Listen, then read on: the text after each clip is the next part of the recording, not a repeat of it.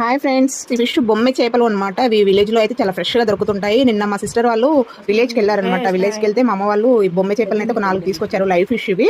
So నేను water లో వేస్తే కొంచెం స్విమ్ చేస్తాయి కదా, వీడియో తీసి పెట్టు అని చెప్పి మా సిస్టర్ కి అయితే చెప్పాను. సో వాటర్ లో అయితే వేసారనమాట. సో సమ్మర్ కదా, ఎండకు బయటకు తీసి వాటర్ లో వేస్తారు కదా, వాటికైతే ప్రాణం అయితే లేచి వచ్చిందనమాట.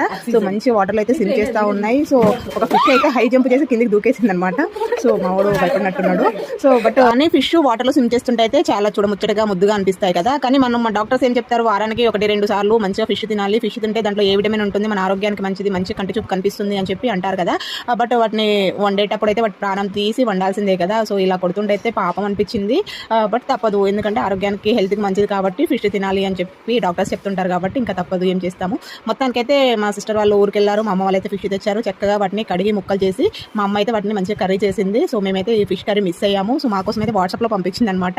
సో మీ అందరి కోసం అయితే నేను కూడా మీతోటి షేర్ చేసుకుంటున్నాను.